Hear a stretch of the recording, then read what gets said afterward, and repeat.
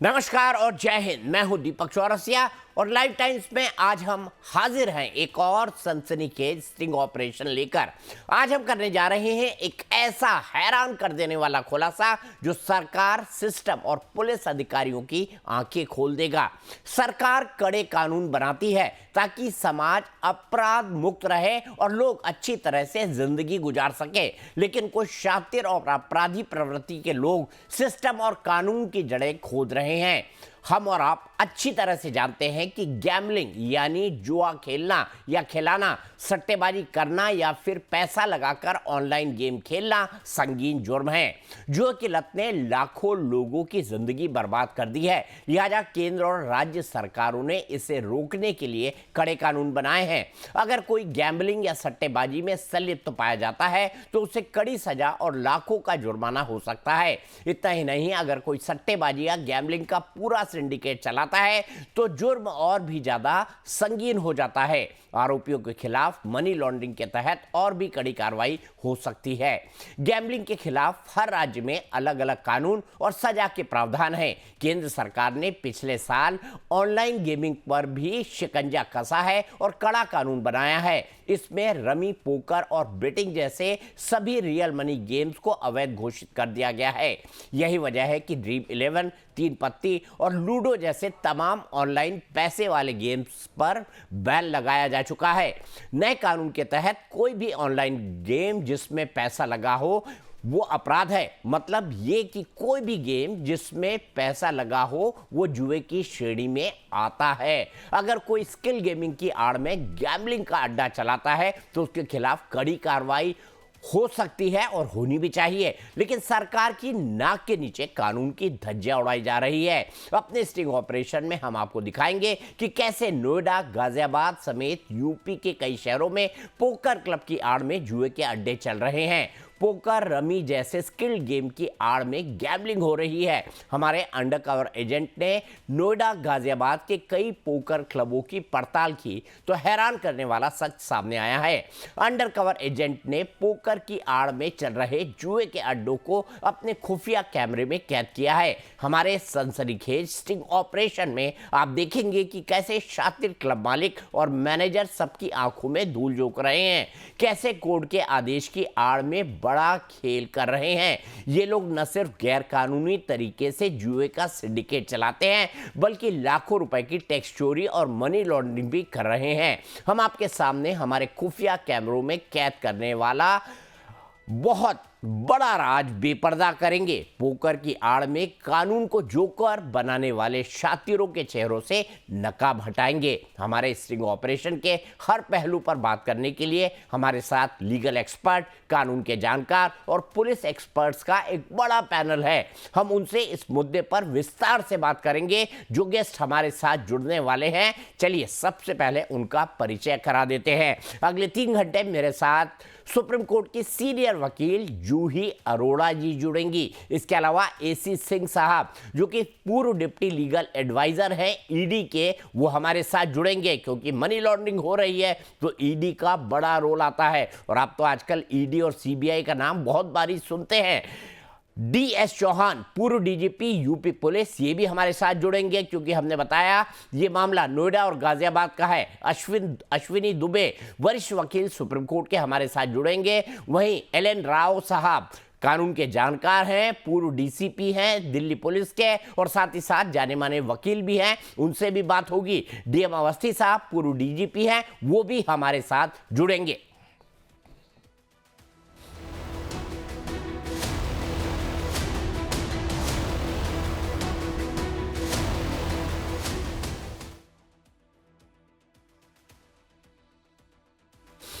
हमारा सनसनीखेज sting operation joker में नोएडा, गाजियाबाद में चल रहे गैम्बलिंग के अड्डों का सनसनीखेज सच कैद है।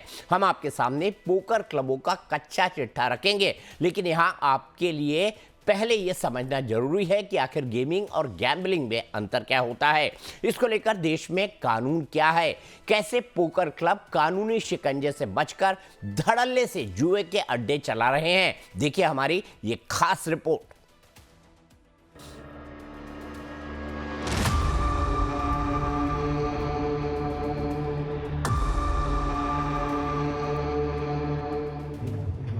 तो हम ये सोचा क्योंकि हाँ टेंशन।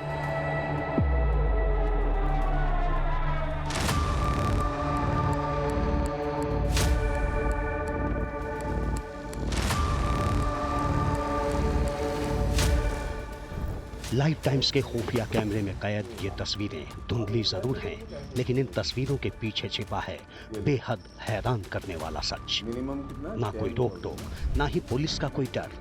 नोएडा, गाजियाबाद जैसे पॉश शहरों में पोकर क्लबों में स्किल्ड गेम्स की आड़ में जो गोरख धंधा चल रहा है, उसकी हकीकत हमारे इस स्टिंग ऑपरेशन में कैद है। पोकर क्लबों में कैसे कानून के ग्रे साइड का फायदा उठाकर सिस्टम को जोकर बना दिया गया है, कैसे यहां खुलेआम गैम्बलिंग का सिंडिकेट फैला है, ये सब हमने अपने कैमरे में कैद किया है। हमारे अंडरकवर एजेंट ने बड़ी सावधानी से पूरा स्टिंग ऑपरेशन किया है। अगर सिंडिकेट के सरगना को भनक लग जाती तो वो कुछ भी कर सकते थे, लेकिन सच आपके सामने लाने के लिए हमने ये रिस्क लिया और पोकर क्लबों का पूरा कच्चा चिट्ठा आपके सामने लेकर आए हैं। हमारे पास क्लब की करतूतों का पूरा वीडियो प्रूफ है।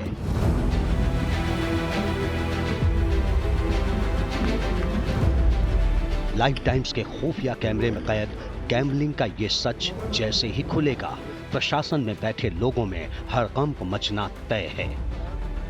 हम आपको पूरा स्टिंग ऑपरेशन दिखाएंगे और बताएंगे कि कैसे यूपी में गैम्बलिंग और सट्टेबाजी को रोकने के लिए बने कानूनों का खुलेआम मखौल उड़ाया जा रहा है। दरअसल स्किल गेमिंग और गैम्बलिंग के बीच बहुत बारीक लाइन है।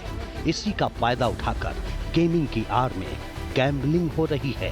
हम आपको एनसीआर के क्लबों का ऐसा हैरान करने वाला सच दिखाएंगे कि आपकी आंखें फटी की फटी रह जाएंगी। लेकिन पहले आपके लिए ये जानना जरूरी है कि गेमिंग और गैम्बलिंग में आखिर फर्क क्या है।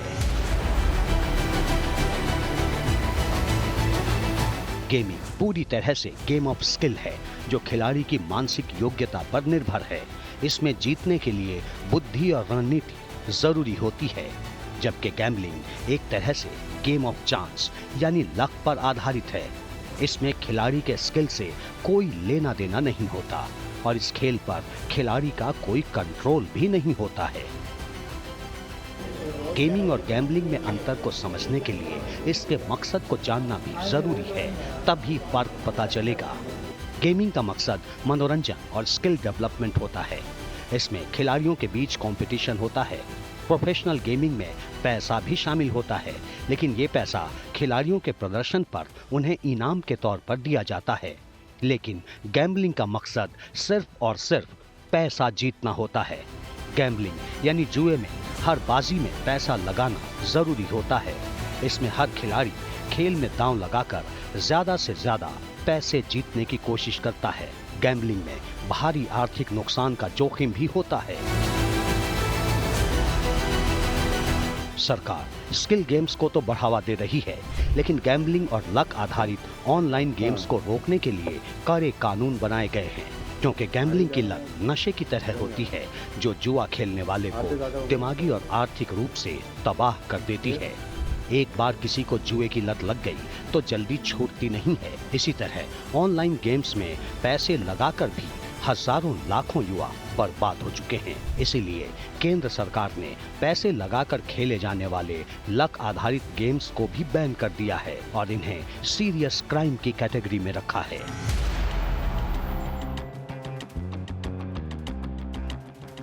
आज हम आपको अपने स्टिंग ऑपरेशन के जरिए स्किल गेमिंग की आड़ में क्लबों में फैलते जुए के अड्डों का जहरीला सच दिखाएंगे। लेकिन पहले ये समझना जरूरी है कि जुए, सट्टेबाजी और ऑनलाइन गेम्स को लेकर देश में क्या कानून है। पहला, पब्लिक गैम्बलिंग एक्ट 1867 के तहत देश में किसी भी तरह का जुआ खेलना या जुए के अड्डे चलाना गंभीर अपराध है और दोषियों के खिलाफ कड़ी सजा का प्रावधान है। अगर किसी जगह का इस्तेमाल गैम्बलिंग के लिए किया जाता है तो कानून के सेक्शन 3 के तहत अपराध है। दूसरा, इसी तरह से बीएनएस की धारा 112 के तहत कालाबाजारी, सट्टेबाजी या पूंजी गतिविधि गंभीर अपराध है। दोषी पाए जाने पर 1 साल से 7 साल तक की कड़ी सजा हो सकती है। इसमें भारी जुर्माने का भी प्रावधान है। तीसरा, पिछले साल केंद्र सरकार ने ऑनलाइन गेमिंग को लेकर भी सख्त कानून बनाया है। ऑनलाइन गेमिंग प्रचार और विनिमयन विधेयक 2025 के तहत पैसे से जुड़े सभी ऑनलाइन खेलों पर पूरी तरह प्रतिबंध लगा दिया गया है। इसे गंभीर अपराध की श्रेणी में रखा गया है और दोषी पाए जाने पर शख्स को 3 साल तक की जेल और 1 करोड़ रुपए तक का जुर्माना हो सकता है। चौथा, इसके साथ ही IT एक्ट 2000 सरकार को अवैध वेबसाइटों और ऐप्स को ब्लॉक करने का अधिकार देता है। इस तरह के जुए और सट्टेबाजी के खिलाफ सरकार ने सख्त रुख अपनाया है। पांचवा, सरकार ने 8,400 से ज्यादा गैर कानूनी गैम्बलिंग प्लेटफॉर्म्स को ब्लॉक किया है। इसमें online sports betting, online casino और सट्टा मटका ऐप्स भी शामिल है।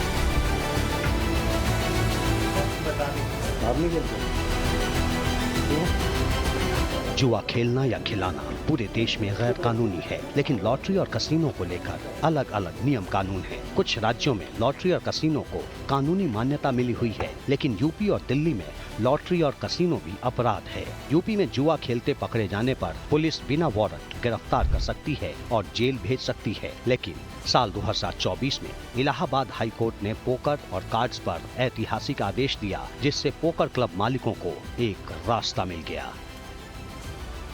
सितंबर 2024 में इलाहाबाद हाई कोर्ट ने अपने आदेश में कहा कि पोकर और रमी स्किल गेम्स हैं। DM गेमिंग प्राइवेट लिमिटेड बनाम उत्तर प्रदेश और अन्य के मामले में जस्टिस शेखर बी सराफ और जस्टिस मंजीव शुक्ला की बेंच ने ये फैसला सुनाया था।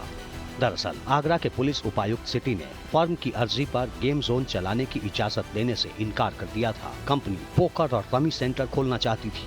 याचिकाकर्ता के वकील ने तर्क दिया कि पोकर और रमी को जुए की कैटेगरी में नहीं रखा जा सकता है। इसके लिए सुप्रीम कोर्ट और हाई कोर्ट के आदेश का हवाला दिया गया। लंबी बहस के बाद बेंच ने अपना फैसला सुनाया और कहा कि पोकर और रमी को जुआ नहीं माना जा सकता है।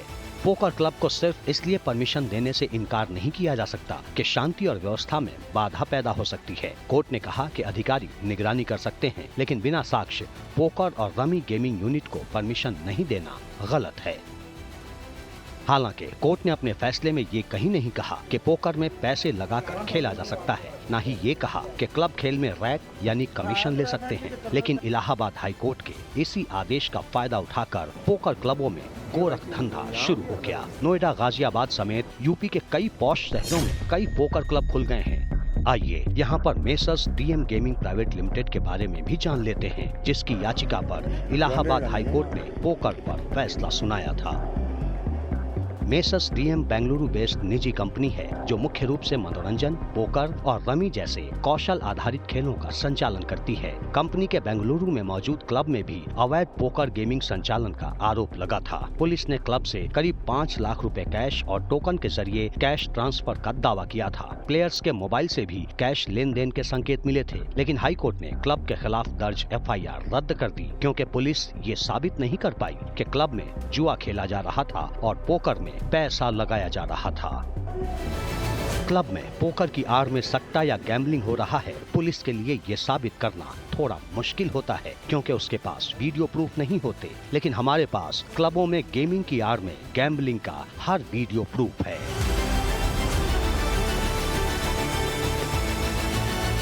क्लबों में दिखता है कि कोई पैसा नहीं लगाया जा रहा, टोकन या चिप से पोकर खेला जा रहा है, लेकिन पर्दे के पीछे बड़े शातिराना तरीके से जुए का सिंडिकेट चलाया जा रहा है। कैमरे के सामने कुछ और होता है और कैमरे के पीछे की कहानी कुछ और होती है।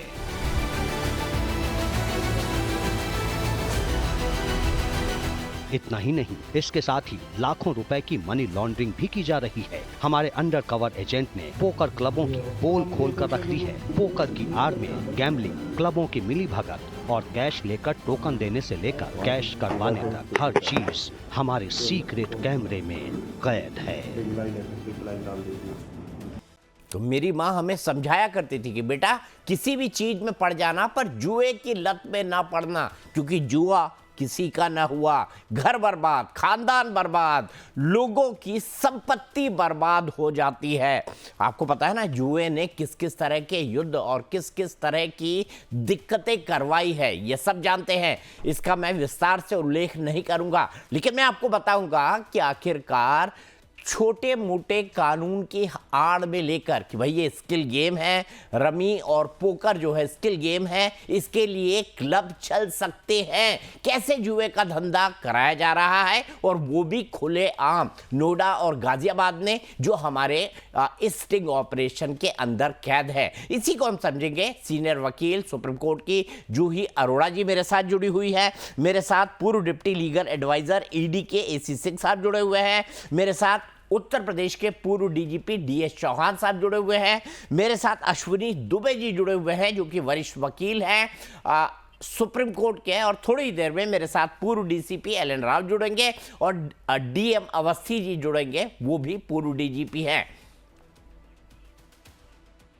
तो हम इस पर बात करेंगे, चर्चा करेंगे। हमने अभी तो आपको बताया है कि ये पोकर की आड़ में जुए के अड्डे किस तरह से चलाए जा रहे हैं, लेकिन हम आपको बताएंगे कि कैसे कैमरे पर पैसों का लेन देन कैद हुआ है। कायदे से अगर पैसे का लेन देन किसी भी इस तरह के क्लब के अंदर हो रहा है तो गैरकानूनी है, उसके ऊपर तुरंत रेड पड़नी चाहिए, ऐसे क्लब्स को बंद किया जाना चाहिए। आज हम कानून व्यवस्था और साथ ही साथ जो जिम्मेदार लोग हैं उनकी आंख इस पूरे मसले पर खोलने जा रहे हैं। फिलहाल रुकेंगे एक छोटे से ब्रेक के लिए, ब्रेक के बाद आएंगे तो हम आपको दिखाएंगे अपने स्टिंग ऑपरेशन का पहला पार्ट।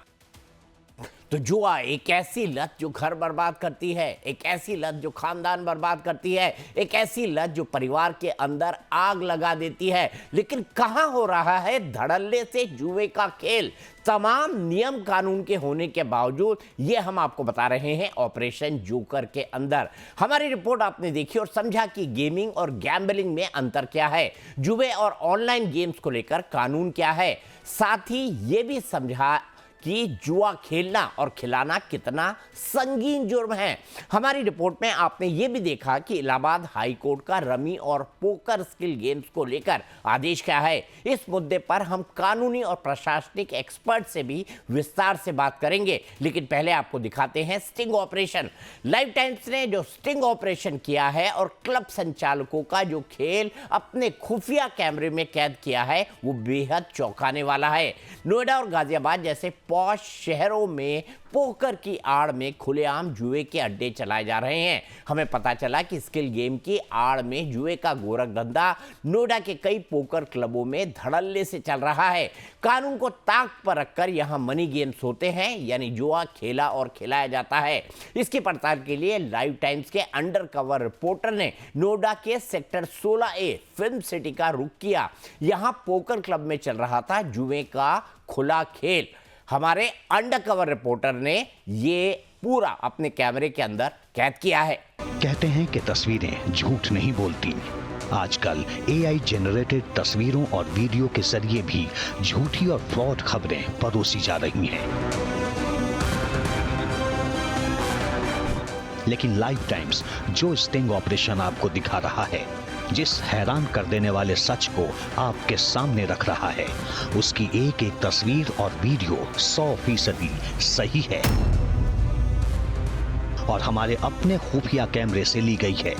हम पक्के सबूतों के साथ आपको दिखाएंगे कि कैसे राजधानी दिल्ली से जुड़े यूपी के शहरों में अवैध कारोबार फल फूल रहा है, कैसे पोकर क्लब्स में स्किल गेम्स की आड़ में चल रहे हैं कसिनो स्टाइल गैम्बलिंग के अड्डे। हमारा मकसद नोएडा गाजियाबाद में फैले गैर कानूनी गोरख धंधे को बेपर्दा करना है, जो न सिर्फ संगीन जुर्म है बल्कि उससे हजारों युवाओं की जिंदगी भी बर्बाद हो रही है। लाइव टाइम्स के कैमरे में कैद तमाम तस्वीरें और वीडियो स्किल गेम्स की आड़ में गैम्बलिंग के सच को पूरी तरह से बेपर्दा कर देंगे। कैसे पोकर क्लब्स में सिस्टम की आंखों में धूल झोंकी जा रही है, कैसे हाई कोर्ट के फैसले को ढाल बनाकर करोड़ों का अवैध कारोबार हो रहा है, ये हम एक एक कर आपके सामने रखेंगे। हमारे स्टिंग ऑपरेशन में कैद स्याह तस्वीरें देखकर आपकी आंखें चौंधिया जाएंगी।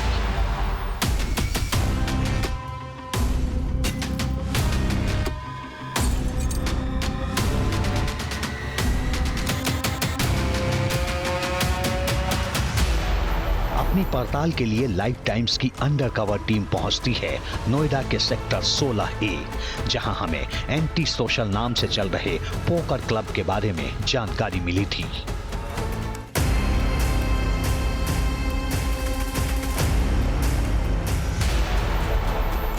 क्लब पहुंचते ही यहां हमारे अंडरकवर रिपोर्टर की मुलाकात मैनेजर से होती है, जिससे बातचीत में ही क्लब में चल रहे मनी गेम्स का भंडाफोड़ हो जाता है।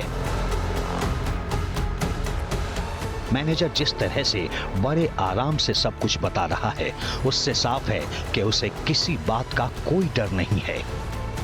सुनिए हमारे अंडरकवर रिपोर्टर और क्लब के मैनेजर के बीच हुई पूरी बातचीत। सिस्टम क्या रहता है यहाँ पे? वो तो भाई ये बता दूंगा मैनेजर आप हैं? गेम क्या होता है? बस वही होता है ना, पोकर जैसा। क्या सिस्टम है? मिनिमम बाय क्या है? 10K minimum bye. और आपका क्या सिस्टम रहता है? मतलब आप हमसे क्या लेंगे? आईडी लेंगे आपकी। और मिनिमम कितने आवर का आपका है? 3+1 3+1 मतलब 3 घंटे प्ले टाइम, 1 घंटा कॉल टाइम। और आपका क्या मेंबरशिप फीस है या क्या है यहाँ पर? कुछ फीस नहीं है आपको। अगर 2 से 5 के बीच में आते हैं तो 2,500 रुपए का बोनस मिल जाएगा 2.5। तो आप क्या लेंगे मुझसे? आप कुछ कमाते ही होंगे ना? हम तो रेक लेंगे, आपसे क्या लेंगे? अच्छा रेक कितने? सबसे लेंगे रेक। कितने परसेंट है रेक? 6K 5%। 5%। और मैक्सिमम क्या है? 6K कहते हैं। 6K maximum. क्या मतलब 6,000 मैक्सिमम और 5%। हाँ जी सॉरी। लाइफ टाइम्स के अंडरकवर रिपोर्टर से बातचीत में क्लब मैनेजर ने साफ कर दिया कि सिस्टम क्या है। आमतौर पर क्लबों में मेंबरशिप फीस होती है, घंटे या महीने के हिसाब से फीस पे करना होता है। इसके बाद क्लब में आकर स्किल गेम खेला जा सकता है, लेकिन यहाँ का सिस्टम गेमिंग का नहीं, गैम्बलिंग का है। क्लब में वॉक इन एंट्री है, कोई मेंबरशिप फीस नहीं है। जिन चिप्स से पोकर खेला जाता है वो असल में पैसा ही है, मतलब पूरी तरह से अवैध कसिनो मॉडल। बाहर से दिखाने के लिए पोकर क्लब है, लेकिन अंदर होता है पैसों का गेम यानी गैम्बलिंग। ये जानते हुए भी कि गैम्बलिंग यूपी में पूरी तरह से गैर कानूनी है और संगीन जुर्म है, इसके बावजूद सब कुछ धड़ल्ले से चल रहा है। तस्वीरें और वीडियो देखकर आप खुद समझ गए होंगे कि स्किल गेमिंग का सच क्या है। सेक्टर 16A के बाद हमारे अंडरकवर रिपोर्टर ने रुख किया नोएडा के सेक्टर 25A का। यहां मोदी मॉल में रियल गेमिंग क्लब के नाम से चल रहे पोकर के अड्डे का पता चला था। यहां भी लाइफ टाइम्स के कैमरे में सनसनीखेज सच बेपर्दा हुआ है।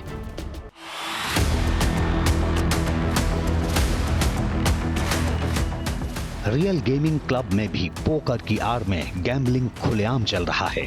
हमारे अंडरकवर रिपोर्टर ने जब पूछताछ की तो पता चला कि यहाँ 30,000 से नीचे कोई टेबल ही नहीं थी। मतलब अगर आपको पोकर खेलना है तो कम से कम इतने रुपए के चिप्स खरीदने ही पड़ेंगे। क्या किसी स्किल गेमिंग या पोकर क्लब में इस तरह का नियम होता है? बिल्कुल नहीं। दरअसल यहाँ खुलेआम पैसे लगाकर पोकर खेला जाता है, जो कि गैम्बलिंग की कैटेगरी में ही आता है। रियल गेमिंग क्लब में हमारे रिपोर्टर की मुलाकात ध्रुव और विष्णु से हुई। यहाँ क्या है आपका सिस्टम है? KYC होने के बाद मिनिमम बाय क्या है? Minimum 10,000 10+7 7,000 bonus. और उसमें टेबल टाइम क्या है? 3 आप तो बोल रहे मैं तो सब जगह मिलूंगा सर आपको। मैं जाओगे वही मिलूंगा आपको। अच्छा क्या नाम है आपका? तो यहाँ पर और क्या आपका क्या है? कोई क्लब चार्ज वाला सिस्टम नहीं है? Minimum buying. और आप क्या लोगे? एक चार्ज 5%। अब एक 5% मिनिमम क्या है? 5% मिनिमम बता दो। 12 रेट तो 5% ही है, हुआ है। मिनिमम मैक्सिमम सब 5%। मैक्सिमम जैसे वहाँ पर था 5,000 1 लाख के। वो तो जो रेट इसमें से कटेगी ना इसके अंदर, तो वो भी तो 5% ही बनेगा ना। नोएडा में इस तरह के कई क्लब चल रहे हैं जहां स्किल गेमिंग के नाम पर गैम्बलिंग होती है। हर जगह इसी तरह का नियम हमें देखने को मिला है। हम एक एक कर कई और क्लबों का कच्चा चिट्ठा आपके सामने रखेंगे। जैसा कि आपने देखा कि रियल गेमिंग क्लब में भी वॉक इन एंट्री है और खिलाड़ियों को सिर्फ चिप्स खरीदना है जिससे गेम खेला जाता है। मतलब पूरी तरह से अवैध कसिनो मॉडल क्लब में लागू है, जबकि यूपी में किसी भी तरह से कसिनो और पैसे लगाकर गेम्स की परमिशन नहीं है। ये पूरी तरह से गैर कानूनी है। हमारी पड़ताल यहीं नहीं रुकी। आगे हमने नोएडा में चल रहे कुछ और पोकर क्लब्स का रुख किया।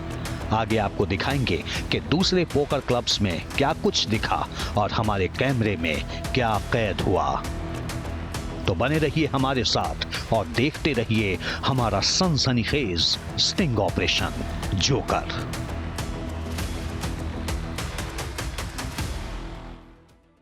मैं इसे क्लब नहीं कहूंगा, आपको लगता है इसे पोकर क्लब कहा जाए, लेकिन नहीं, ये जुए के अड्डे हैं।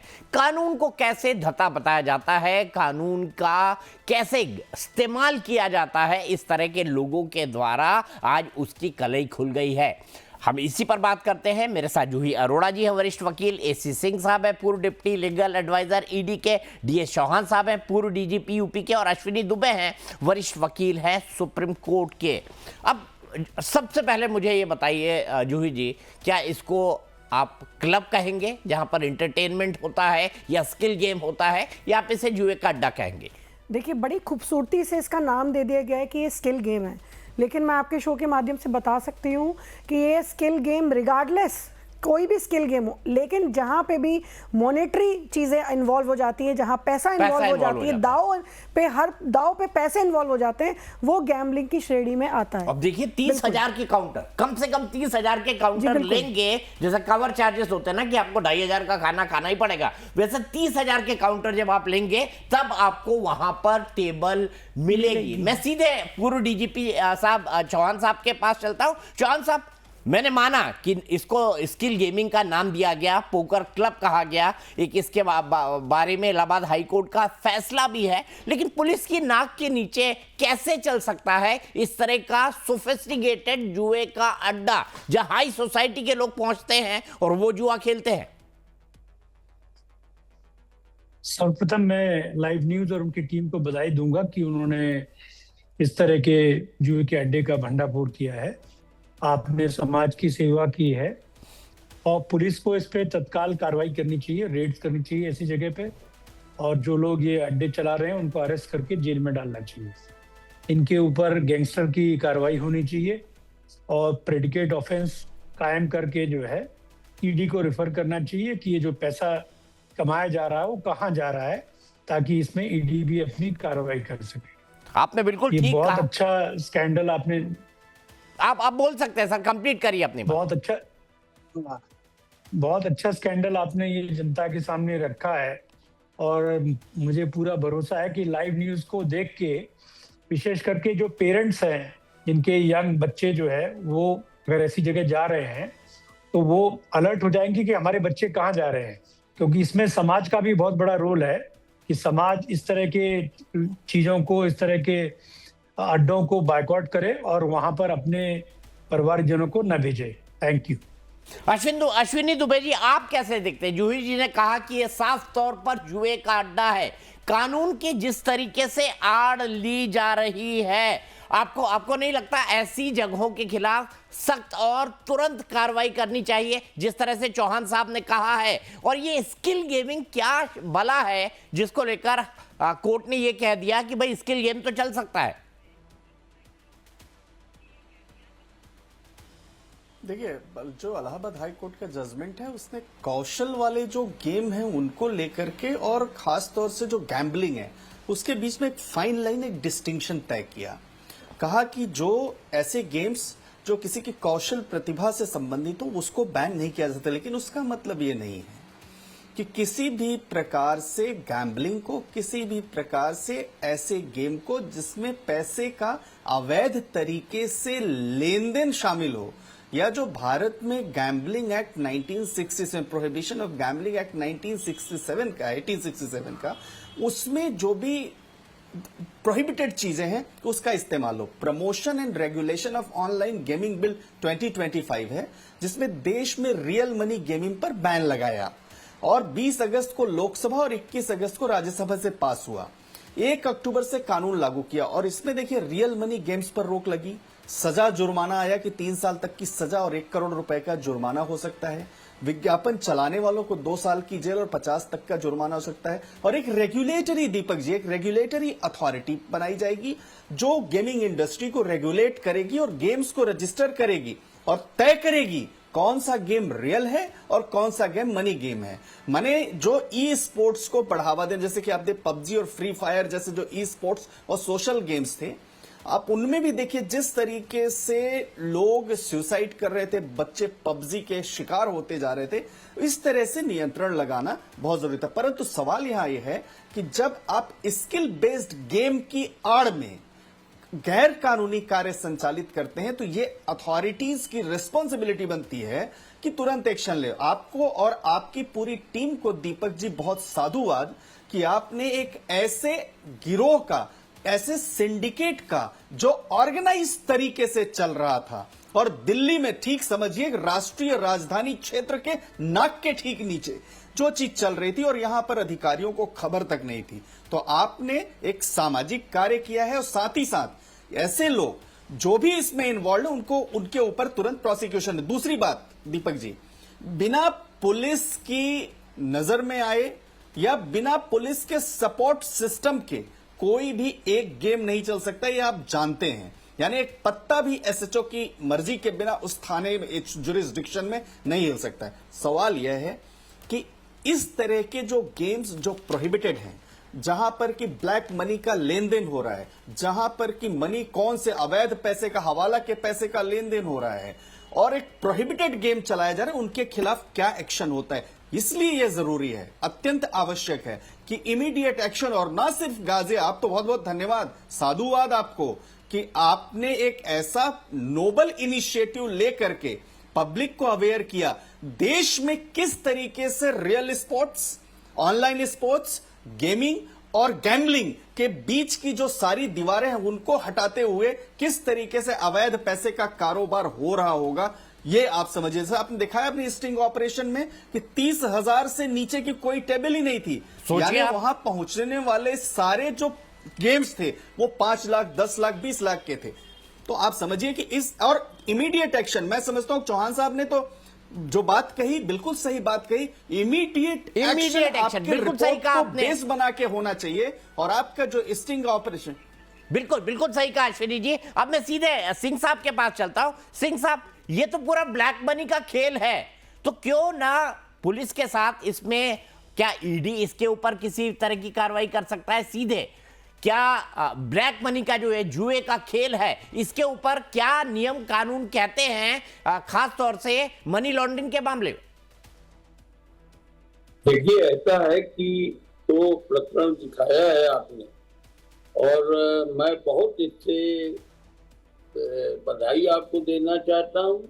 सबसे बड़ी बात यह है कि जिसमें जिस पैमाने पे रुपए का लेन देन हो रहा है, इस आड़ में कि ये गेमिंग, स्किल्ड गेमिंग है, जो कि सर्वथा गलत है।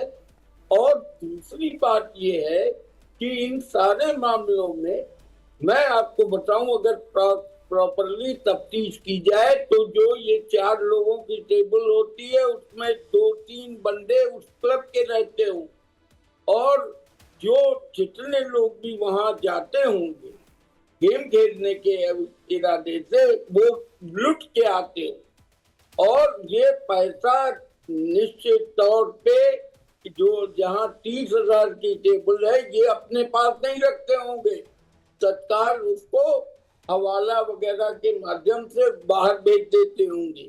दूसरी बात है, जो लोग इतना पैसा लेके आते हैं, आप जानते हैं कि इनकम टैक्स एक्ट में के अनुसार 20,000 रुपए से ज्यादा आप एक दिन में खर्च नहीं कर सकते हैं कैश में, और यहाँ 30,000 की टेबल सज रही है। तो मैं ये मानता हूँ कि ऐसे मामले में ईडी पुलिस के साथ मिलकर के भी रेड कर सकती है शेड्यूल्ड ऑफेंस के बारे में जहां तक सवाल है, क्योंकि पीएमएलए में शेड्यूल्ड ऑफेंस का होना अवश्यंभावी है, लेकिन ऐसे मामलों में चीटिंग भी होती हो, क्योंकि ऐसा नहीं है जितने लोग आते होंगे अगर तफ्तीश की जाए तो बहुत से लोग लुट के गए हों।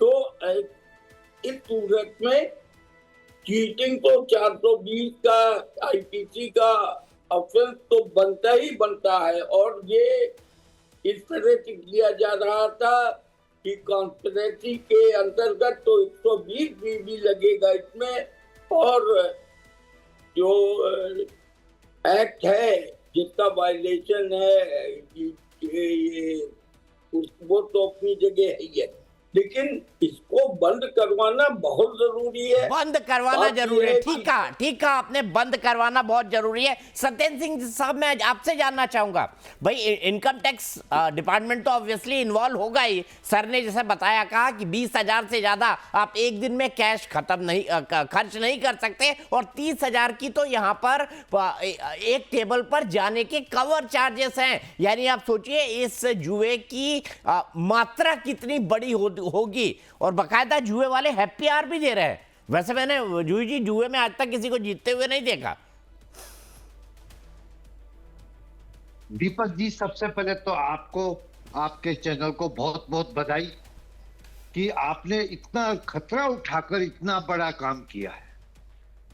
और मैं ये आपको थोड़ा सा बताना चाहूंगा कि एक्चुअली मैं इनकम टैक्स से नहीं हूं, मैं भी ईडी से ही हूं। हाँ, मुझे पता है, लेकिन मैं जानना चाहता था क्योंकि मनी लॉन्ड्रिंग और उससे जुड़े हुए जितनी भी चीजें हैं, सत्येंद्र सिंह साहब, आप उसको भी बहुत अच्छी तरह समझते होंगे। और सर ने कहा कि हवाला ट्रांजैक्शन ऐसी जगहों पर होगा क्योंकि इलीगल कमाई को आप बैंक में तो जमा नहीं करा सकते। दीपक जी, इसमें ईडी सबसे बड़ा यह है कि अभी जो हवाला पहले होता था लोकल हवाला, अब ये क्रिप्टो करेंसी के थ्रू वैलेट के थ्रू विदेश में चला जाता है। तो ये मनी लॉन्ड्रिंग के बड़े क्लासिकल एग्जांपल हैं ये, कि जहां इस तरह से पैसा विदेश में भेज दिया जाता है। तो ईडी की जांच तो बनती ही, लेकिन इसमें क्योंकि शेड्यूल ऑफेंस होना बहुत जरूरी है ईडी के लिए, ईडी अपने आप कोई एक्शन नहीं ले सकती। जैसा एसी सिंह साहब ने बताया, चीटिंग और कॉन्स्पिरेसी दोनों आती हैं, जो कि बीएनएस की धारा 318 और 61 ये शेड्यूल ऑफेंस में है। ठीक है, आपने कहा ये सिविल ऑफेंस के अंदर है, लेकिन ईडी कब इन्वॉल्व होती है? अगर इस मामले में छोटी सी भी एफआईआर हो जाए इन क्लब्स के खिलाफ तो ईडी तुरंत कार्रवाई कर सकती है। लेकिन चौहान साहब, मैं आपसे समझना चाहूंगा कि पुलिस की जानकारी के बिना सेक्टर 16A नोएडा की कितनी पॉश जगह, आप देखिए ज्यादा दूर नहीं है नोएडा पुलिस का कमिश्नरेट, वहां से पुलिस थाना भी ज्यादा दूर नहीं है, और जितने बड़े बड़े दफ्तर हैं, और मैं तो खासकर कहूँगा न्यूज़ चैनल, उनके दफ्तर 16 के अंदर चलते हैं। इसके अलावा अगर मैं आगे बात कर लूँ तो पार्लियामेंट जो कानून बनाती है, जो कानून पालन करना, जिसका देश के लिए जो कानून बनाती है, उससे भी सेक्टर 16A की दूरी जो है मेरे ख्याल से 16 किलोमीटर के आसपास ही होगी। तो पुलिस की नाक के नीचे बिना जानकारी के ये कैसे चल सकता है चौहान साहब? नहीं, ये तो संभव ही नहीं है कि पुलिस को जानकारी न हो, क्योंकि पुलिस में बड़ा सिंपल सिस्टम है कि कांस्टेबल्स के लिए बीट होती है, सब इंस्पेक्टर के लिए चौकी का क्षेत्र होता है, तो उसको पूरी इलाके की जानकारी होती है कि कहाँ क्या हो रहा है। इसमें कार्रवाई क्यों नहीं की उन्होंने पहले? तो उसका वजह एक मुझे जो लगता है, जो अभी अश्विनी दुबे जी ने, वकील साहब ने बताया कि हाईकोर्ट ने ये कहा कि स्किल गेम आप कर सकते हैं, और स्किल गेम ऑर्गेनाइज भी कर सकते हैं, आप खेल भी सकते हैं और ऑर्गेनाइज कर सकते हैं। लेकिन जो डिवाइडिंग लाइन है वो ये है कि स्किल गेम की आड़ में आप स्किल गैम्बलिंग कर रहे हैं, तो उसके लिए एविडेंस इकट्ठा करना पड़ेगा। ये एविडेंस इकट्ठा करना भी पुलिस की जिम्मेदारी है, लेकिन यहाँ तो लाइव न्यूज ने ये एविडेंस इकट्ठा करके दिया है। तो इसमें पुलिस डिपार्टमेंट को जांच ऑर्डर करनी चाहिए कि उनके कर्मचारियों को क्यों नहीं पता चला, और आपके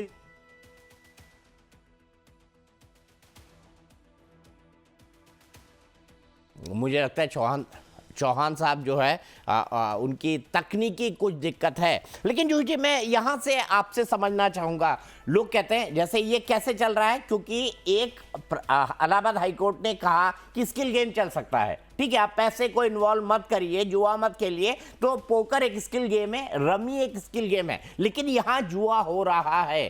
तो ये जो जुए का लेन देन, पैसे का लेन देन, उसके बदले काउंटर खरीदना, क्या ये एक तरीके से सबूत नहीं है पुलिस के सामने कि हाँ इस पर सीधी कार्रवाई और अरेस्टिंग इस पूरे मसले पर इन क्लब के मालिकों की या इससे जुड़े हुए लोगों की हो सकती है? जी बिल्कुल दीपक जी, यही नहीं, मैं बोलूँगी कि स्टेट ऑफ तमिलनाडु वर्सेस जंगली जो गेम्स हैं उस पर भी सुप्रीम कोर्ट की एक याचिका आई थी और उस पर एक सुप्रीम कोर्ट ने ये फैसला लिया था कि आपको जो है स्किल गेम्स को एक माइन्यूट लाइन से रखना है। ये नहीं कि आप स्किल गेम कह के आप उसमें जुए की लत रखें या पैसे का किसी भी तरीके से अगर लेन देन है तो वो गैम्बलिंग और बैटिंग की श्रेणी में आएगा सीधे सीधे। और जैसे ही वो फॉल होता है और अगर किसी तरीके से इसकी रिपोर्टिंग होती है, प्रॉब्लम यह है कि हमारे यहाँ कोई रिपोर्टिंग नहीं करता।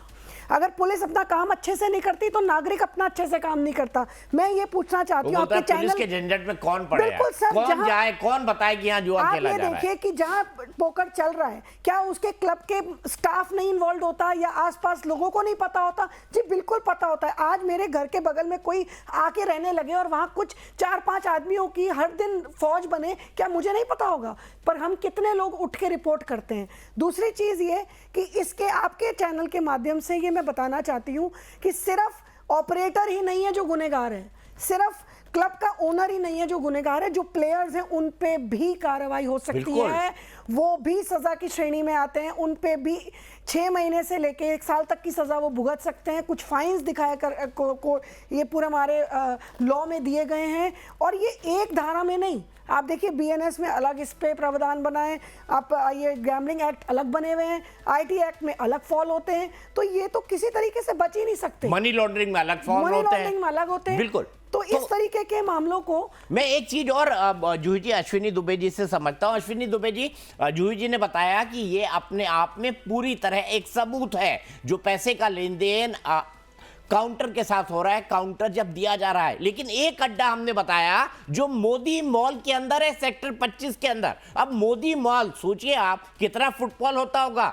मॉल में परिवार भी जाते होंगे, बच्चे भी जाते होंगे, बाकी लोग भी जाते होंगे, और मॉल की सुरक्षा के लिए आपको पता है दिल्ली और आसपास के इलाकों में सुरक्षा व्यवस्था को बनाए रखना भी पुलिस की एक बड़ी चुनौती होती है। क्योंकि हम भगवान का लाख शुक्र है कि हाल ही के दिनों में हम आतंकवादी हमलों के शिकार नहीं हुए, लेकिन इस तरह की जानकारी होती है और इस तरह की जगहों पर खास ख्याल रखा जाता है। अब ऐसे में मॉल के अंदर नाक के नीचे ये चल रहा है, ये कैसे संभव हो सकता है दुबे जी? दीपक जी, एक प्रॉक्सिमेट लिंक होता है, जैसे मैंने बताया ना, उस एरिया में शांति व्यवस्था बनाने के लिए जिम्मेदार लोग और उस इलाके में अवैध गतिविधियां संचालित करने वाले लोग, इन सब के बीच में एक प्रॉक्सिमेट लिंक होता है जो हिडन होता है, जो बाहर से नहीं दिखता है।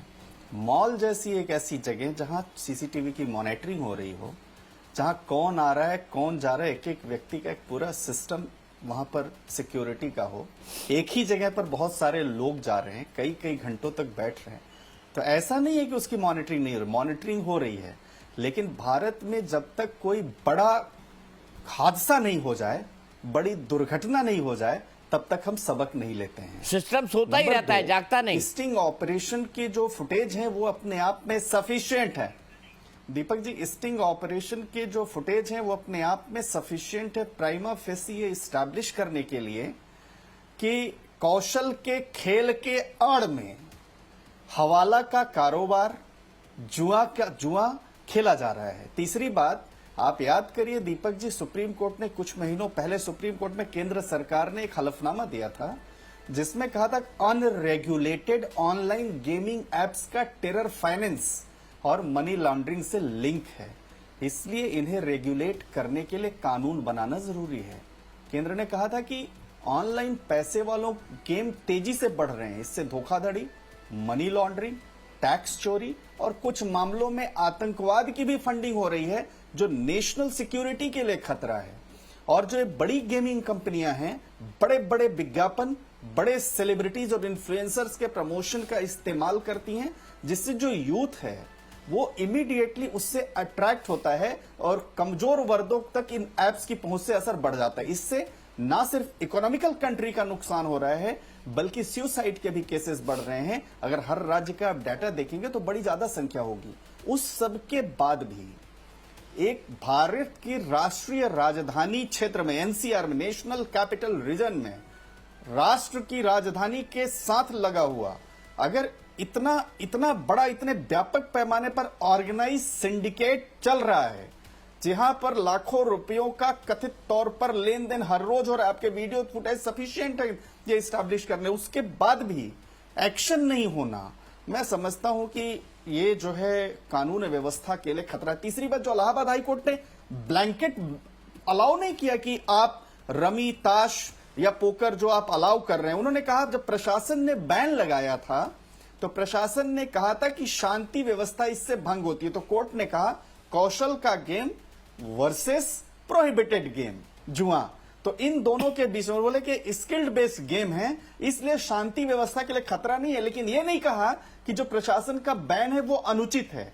आज भी उस ऑर्डर को चैलेंज किया जा सकता है, आपके ही रिपोर्ट को बेस बना करके सुप्रीम कोर्ट में भी ए, उसी कोर्ट में रिव्यू में बी, और इमीडिएटली जो वो ऑर्डर है उसको संज्ञान लेकर के वो कोर्ट की नजर में भी लाया जा सकता है। नंबर तीसरा, ब्लैंक सुप्रीम कोर्ट कभी नहीं कहता कि आप जाइए और आप गतिविधियां संचालित करिए। और इसमें एक बात और सुन लीजिए, अब लास्ट में बीएनएस की धारा 318 अभी बताया भी सिंह साहब ने, धोखाधड़ी से संपत्ति प्राप्त करना, बीएनएस की धारा 36 समान इरादे से किया गया समान अपराध।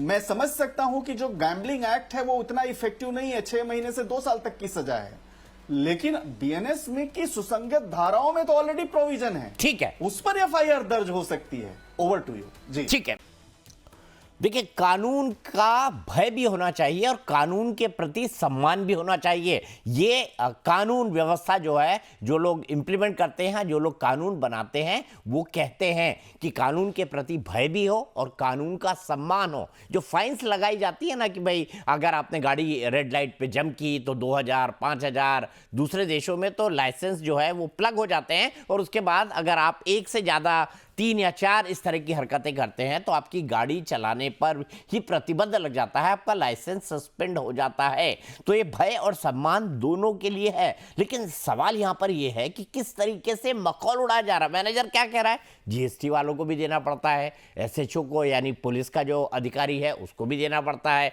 वो ये भी कह रहा है कि आईटी वालों को भी देना पड़ता है, वो ये भी कह रहा है कि नहीं साहब खर्चा तो है लेकिन कमाई भी अच्छी हो जाती है, कमाई अच्छी हो जाती है, ये खुद क्लब का मैनेजर कह रहा है। 5% का रेक। जूही जी, अब मुझे आप ये बताइए कि किस किस कानून के दायरे में ये पूरा का पूरा संचालन आता है और क्यों? चलिए माना ये तो गेमिंग वाला बात है, लेकिन क्यों बड़े हादसे या किसी गलत खबर के चलते ही इस तरह की चीजें या इस तरह की गैम्बलिंग पकड़ी जाती हैं? हम लोग किसी बिना बड़े हादसे के हुए बिना ऐसे मामलों में सचेत क्यों नहीं रह पाते? जी बिल्कुल दीपक जी, ये सच है कि हम जब तक कोई हादसा नहीं होता प्रशासन यहाँ जागती नहीं है। आपने जिस तरीके से मुझसे सवाल पूछा मैं उसी से शुरुआत करूंगी। कुछ दिन पहले की बात है कि हम देख सकते हैं मालवीय नगर में एक होटल में आग लगती है जिसको बेड एंड ब्रेकफास्ट बताया जाता है। क्या उस होटल में इतने कमरे थे कि उसको वो मिली हुई थी? कोई उसके पास लाइसेंस था कि उन्होंने इतने कमरे लेके इतने लोगों को ठहराया हुआ था? कमरे 4 बना रखे थे, इनफैक्ट बेसमेंट्स में भी कमरे बना रखे थे। और क्या हुआ? अंत में आग लगी, कितने लोग मरे, कितने कोचिंग सेंटर्स में आप देख सकते हैं हर साल बच्चे जान अपनी गंवाते हैं सिर्फ इसीलिए क्योंकि प्रशासन सो रही होती है। सेम वेज इधर भी किसी दिन अगर किसी ऐसे क्लब में भी कोई हादसा हो गया तो शायद उस दिन प्रशासन को समझ आएगा कि यहाँ तो गैम्बलिंग हो रही थी, ये सिर्फ एक क्लब नहीं था, पोकर था। मैं फिर बोलूंगी और बार बार बोलूंगी कि कोई भी स्किल गेम, सुप्रीम कोर्ट ने time and again, Allahabad court ने, हर कोर्ट ने यही बात बोली है कि अगर स्किल गेम भी है तो भी आप उसको पैसे की लेन देन नहीं कर सकते। और अगर आप उसमें पैसे की लेन देन करते हैं ये जानते हुए भी कि आप इसको स्किल गेम के अम्ब्रेला में शील्ड कर लेंगे तो वो आप गलत हैं। किसी भी दिन आप पे रेड पड़नी चाहिए और मैं तो कह रही हूँ किसी भी दिन, क्यों अभी क्यों नहीं, जब आपके चैनल के माध्यम से हम देख सकते हैं कि किस तरीके से आपने इतना बड़ा एक स्टिंग ऑपरेशन किया। आपको सलाम है कि आपने इस तरीके से लोगों को, इनफैक्ट आम पब्लिक जो आपका इस वक्त चैनल देख रहा है उसे भी समझ आ रहा है कि कितना मुश्किल है ऐसे लोगों को पकड़वाना। अगर मीडिया सामने से आ रहा है तो क्यों नहीं पुलिस इस पे इमीडिएट एक्शन लेती, क्यों नहीं प्रशासन इस पे इमीडिएट एक्शन लेती और इसको बंद कराती। राव साहब, स्किल गेम, क्या आपको लगता है कि स्किल गेम खेलने के लिए किसी तरह के लाइसेंस की जरूरत लगती है? कानून इस मसले पर क्या कहता है? पुलिस को तो आपको जानकारी देनी होगी, लेकिन सवाल यहां पर होता है कि स्किल गेम के नाम पर ये खुलते हैं, होता जुआ है। किन किन मामलों पर इनके ऊपर कानूनी कार्रवाई बनती है? राव साहब। दीपक जी नमस्कार, आपके व्यूवर्स को, सभी को, पैनलिस्ट को नमस्कार। आपने बहुत बड़ा ये ऑपरेशन करके ये साबित कर दिया है कि किस प्रकार से कानून को तोड़ मरोड़ कर लोग उसका मिसयूज करते हैं। बड़ी क्लियर मैं डिमार्केशन बता देता हूं कि दो बातें हैं, गेम ऑफ स्किल और game of chance. Game of skill को हमने रेगुलेट करने के लिए इसको इलीगल नहीं बता रखा है, लेकिन गेम ऑफ चांस जो है वो उसको इलीगल है, वो जुए की कैटेगरी में आता है। लेकिन गेम ऑफ स्किल के नाम से होता है गेम ऑफ चांस, और दूसरा जो पूरा जुआ ही है, जोकर और पोकर का जो गेम है वो कोई स्किल का नहीं, स्किल में नहीं आता है, वो आता है चांस के ऊपर। क्योंकि जुआ जो खेला जाता है चांस पे है, उसका कौन सा पत्ता कब कैसे आएगा वो सब चांस की बात है। स्किल गेम कुछ अलग ही होते हैं, वो उसमें लाइसेंस लेकर खेला जा सकता है, लेकिन गेम ऑफ चांस यानी कि जुआ, उसका कोई लाइसेंस नहीं होता, वो गैम्बलिंग एक्ट में प्रॉपर जुआ ही होता है। और उसके लिए अगर कोई भ्रमित करके गेम ऑफ चांस को गेम ऑफ स्किल के नाम से करवाता है तो डेफिनेटली अगर आपके ऑपरेशन की बातें अगर ये देखा जाए, आपके जो वीडियोस देखे जाएं, तो पुलिस को डेफिनेटली ये संज्ञान लेना चाहिए कि ये सब जुआ है, ये इलीगल है, इस पर कानूनी कार्रवाई होनी चाहिए। गैम्बलिंग एक्ट में जो धाराएं हैं 12(9)(55) का एक ऑफेंस होता है, वो लिया जाए। इसमें सभी लोग शामिल हैं, यानी कि मैनेजर से लेकर इसके मालिक तक, और जिन्होंने ये ऐसा उसको चेंज करके स्किल के नाम से चांस को लिया जा रहा है, ये मैं समझता हूँ उसको इलीगल है। इसके खिलाफ सख्त से सख्त कानूनी कार्रवाई करी जानी चाहिए। इसके खिलाफ सख्त कार्रवाई होनी चाहिए। मैं एल.एन. राव साहब, गाजियाबाद और नोएडा पुलिस दोनों को रिक्वेस्ट करता हूं कि एक ये जो जुए का अड्डा है, ये हमने मोदी मॉल के अंदर बताया है, मोदी मॉल के अंदर, इसका नाम भी मैं आपको बताऊंगा। और दूसरा सेक्टर 16A, बहुत ज्यादा दूर नहीं है, जो पुलिस स्टेशन हैं या फिर जो बड़े बड़े कानून का पालन करने वाली एजेंसीज हैं, उनके दफ्तरों से ये जगह बहुत दूर नहीं है और बिल्कुल पॉश और अप मार्केट इलाके हैं। अब बताइए, मॉल के अंदर जुए का अड्डा चल रहा है, एक बड़ी बिल्डिंग के अंदर जुए का अड्डा चल रहा है। क्या नोएडा पुलिस और गाजियाबाद पुलिस को आगे आकर इन दोनों जगहों पर कार्रवाई नहीं करनी चाहिए? हम आपको इसके इन क्लबों के नाम भी बताएंगे, विस्तार से बात भी करेंगे कि किस किस तरीके की कार्रवाई इनके ऊपर होनी चाहिए। और हमने देखा अनरेगुलेटेड इस तरीके के गेम, जैसे क्रिकेट के अंदर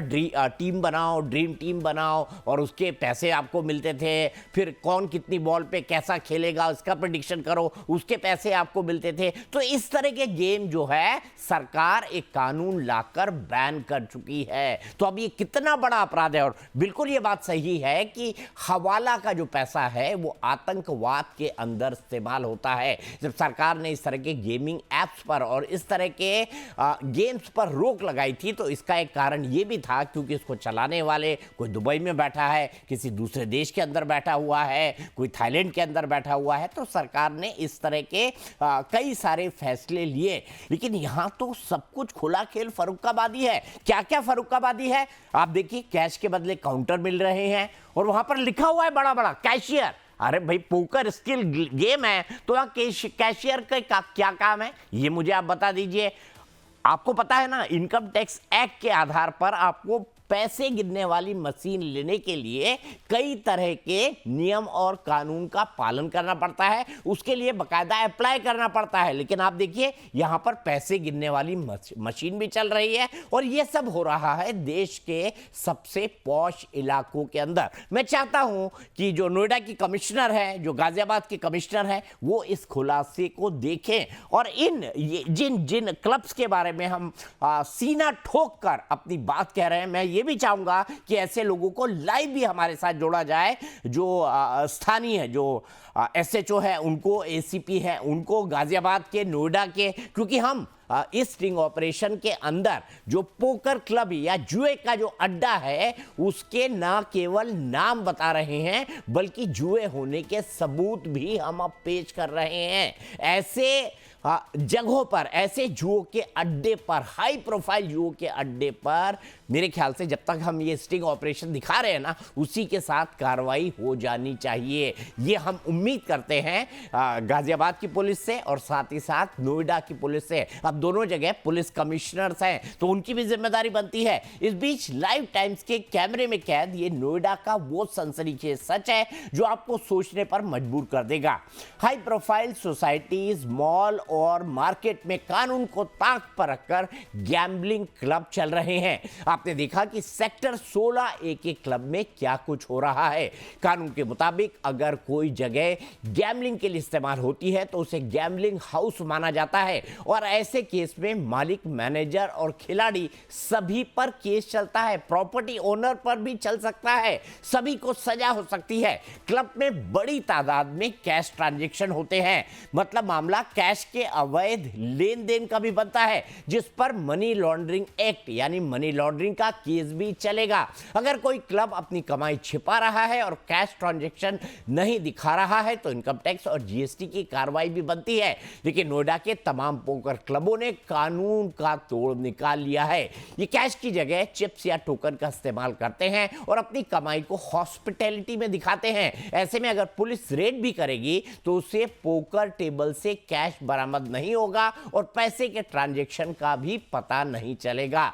लाइव टाइम्स का मकसद नोएडा और गाजियाबाद में, खास तौर पर अभी तो हमने नोएडा का ही दिखाया है, नोएडा में चल रहे इन जुए के अड्डों पर तुरंत रोक लगे। हम नोएडा पुलिस से ये उम्मीद करते हैं।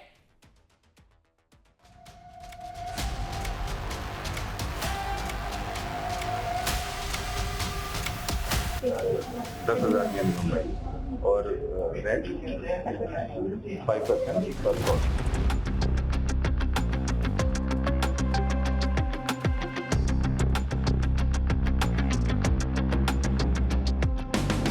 मतलब सेटिंग SHO लेवल पे नहीं होती और ऊपर पे होती है? और ऊपर पे SHO लेवल पे ही आपको ऊपर तक जाना पड़ेगा और यहाँ के बाद जाएगा तो फिर GST डिपार्टमेंट वगैरह।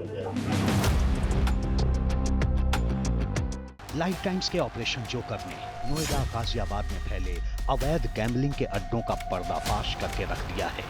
ये सनसनीखेज स्टिंग ऑपरेशन देखकर आप समझ गए होंगे कि नोएडा जैसे हाईटेक शहर को कैसे गैम्बलिंग का अड्डा बना दिया गया है। पुलिस प्रशासन की नाक के नीचे धड़ल्ले से गैम्बलिंग के अड्डे चल रहे हैं।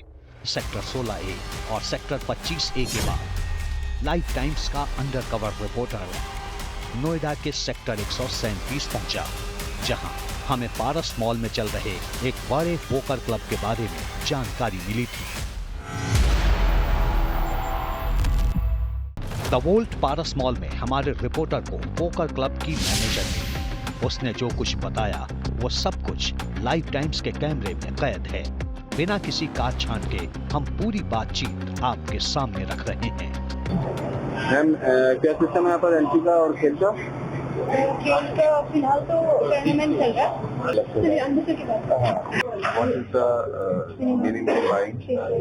10,000 minimum buying और रेंट 5% पर कॉस्ट। मतलब आप और कुछ नहीं लोगे, टेबल चार्ज मेंबरशिप फी कुछ नहीं लोगे, आप सिर्फ रेंट लोगे। कितना एंड मैक्सिमम? ना कोई मेंबरशिप फीस, ना कोई पोकर क्लब वाला रूल। सीधे जाइए और पैसे लगाकर जुआ खेलिए। सब कुछ वैसा ही जैसा कि हमने बाकी पोकर क्लब्स में देखा। यहाँ पर भी वॉक इन एंट्री है, चिप्स के जरिए गेम खेला जाता है। कहने का मतलब ये कि नोएडा के हर कोने में पोकर क्लब की आड़ में खुलेआम जुए के अड्डे चल रहे हैं, जबकि यूपी में गैम्बलिंग या पैसे लगाकर पोकर खेलना पूरी तरह से बैन है। ऐसे में सवाल ये है कि क्या बिना प्रशासन की मिलीभगत के ऐसा मुमकिन है? आखिर ये तमाम पोकर क्लब कैसे खुलेआम बिना डरे इस तरह से जुए के अड्डे चला रहे हैं? इसकी पड़ताल के लिए हम एक बार फिर से सेक्टर 25A के रियल गेमिंग क्लब पहुंचे तो वहां क्लब के मैनेजर ने जो सच बताया वो हैरान कर देने वाला था। सुनिए कैमरे में कैद पूरी बातचीत और समझिए कि पर्दे के पीछे क्या चल रहा है और नोएडा में क्या कुछ हो रहा है। यहाँ तो काफी हो गए, लेकिन जैसे छोटे शहर है मुरादाबाद कैसे ओपन होता है? और वो तो बेसिकली आपको परमिशन लेनी पड़ेगी, ये तो सभी होगी है, पर आपको अपने एरिया की तो लेनी पड़ेगी ना। वहाँ एरिया की लेनी पड़ेगी, नोएडा की एरिया, हर एरिया की अपनी। यहाँ कितना खर्चा सर बोलने का खर्चा असल आपको बता नहीं सकता हूँ, लेकिन मंचिया तक पहुँच जाता है समझ कर नहीं आता। इंफ्रास्ट्रक्चर से अलग पूछ रहा हूँ, इंफ्रास्ट्रक्चर तो सर वही 25-30 लाख रुपए तो आराम से लगते हैं। नोएडा में खोलो तो भी कोई फायदा नहीं है। सर मैं कह रहा हूँ इतने लोग खुलने इस वक्त ये समझे कि टेबल चलाने मुश्किल हो जाती है। फिर मंथली भी जाता था सालों में जब पता लग जाती है कहानी, तो वो भर्ती करते हैं डिस्टर्ब ना करें। जब लीगल है आप बता रहे कितना भी लीगल पे कोई ना कोई डिक्शन तो वो उठाई देंगे ना, ऊपर के लेवल से आते हैं, नीचे के लेवल से आते हैं, ऊपर के लेवल से आती है। जब पता लग जाता ना कि उनको नजरों में तो जुआ ही है ना, क्रिकेट को हम जानते हैं, वो जानते हैं, गवर्नमेंट जानती है, क्योंकि नजरों में जुआ चल रहा है। सिंगलबाजी करना और आप समझो कि 4 पुलिस वाले आ जाए तो दिमाग में घर बैठ जाता। मतलब सेटिंग ऐसे तो लेवल पे नहीं होती और ऊपर पे होती है, और ऊपर पे ऐसे तो लेवल पे ही आपको ऊपर तक जाना पड़ेगा। कितना चला जाता है सर? उसका ऐसा कोई अलग कोई इसका भी एक मिनिमम मैक्सिमम कुछ होगा नहीं। सर आप ये समझ लो कि हमारा तो हमारा तो 2.5 लाख का महीने जाते जाते 2.5 लाख रुपए, ये आपको मिनिमम लेवल में बता रहा हूँ। फिर पुलिस तो और भी कोई डिपार्टमेंट लेके जाता है नहीं, और यहाँ के बाद जाएगा तो फिर GST डिपार्टमेंट हो जाएगा। वो क्यों? अच्छा कैश गेन कर रहे हो आप, मतलब ये है कि कमाई से ज्यादा खर्चा ही है फिर तो? नहीं कमाई बहुत अच्छी होती है। तो रैक जो है वो तो ले नहीं सकते ना स्किल गेम में भी, मेंबरशिप से खेलेंगे या फिर सेविंग चार्ज लेंगे, कौन भी देख ले सकते हैं, कमीशन तो ले रहे। सुना आपने पोकर क्लब की आड़ में धड़ल्ले से चल रहे गैम्बलिंग के अड्डों का असली सच शायद यही है। नोएडा में खुलेआम जुए का कारोबार यूं ही नहीं हो रहा, इसके पीछे है प्रशासन की मिलीभगत, जैसा कि क्लब का मैनेजर लाइव टाइम्स के कैमरे पर बोल रहा है। हालांकि मैनेजर कितना सच बोल रहा है ये दावा हम नहीं कर सकते, हम सिर्फ वो सच आपको दिखा रहे हैं जो हमारे कैमरे में कैद हुआ है। कैसे SHO के जरिए पुलिस विभाग को पैसा जाता है और कैसे GST डिपार्टमेंट को सेट किया जाता है, ये मैनेजर खुद बयां कर रहा है। वो कितना सच बोल रहा है, उसके बयान में कितनी हकीकत है, ये नहीं कहा जा सकता। लेकिन इस पूरी बातचीत से तो यही लगता है कि पोकर क्लब्स पुलिस को हर महीने मोटा चढ़ावा भेजते हैं, जिसके बदले में इन्हें अवैध जुआखाना चलाने और मनमानी करने का अवैध लाइसेंस मिल जाता है।